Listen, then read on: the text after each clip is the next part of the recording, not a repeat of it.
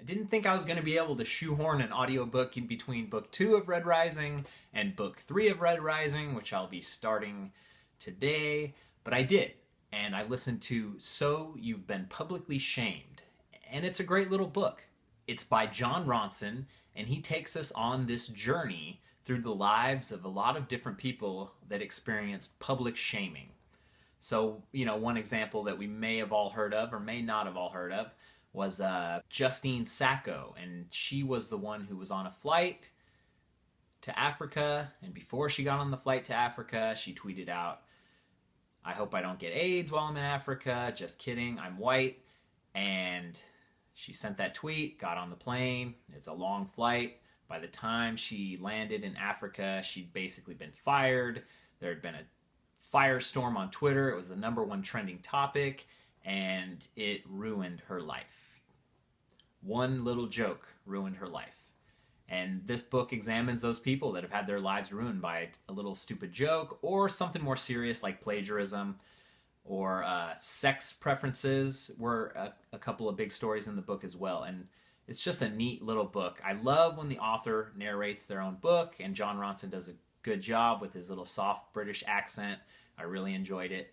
It's a funny book all the way through, from the first scene where John is talking about this group of college kids have created this spam bot on Twitter that took his name and took his face and tweets out all this stupid shit about food that he's like, what is going on? This is a spam bot.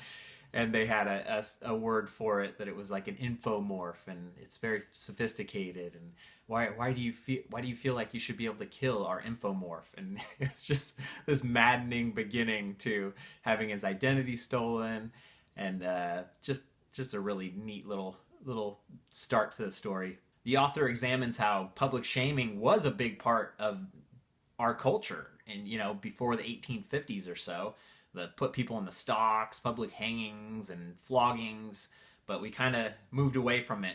But now with Twitter and social media, everyone can jump on, everyone can sink their teeth in, everyone can hunt down people and find them and basically ruin their personal lives. And I know I see it on Reddit every week. There's a new pitchfork of the week on Reddit, whether it's the Fine brothers or Cecil the Lion or Martin Shkreli with the drugs being raised. And a lot of these things are awful, but for me, there's always two sides of every story.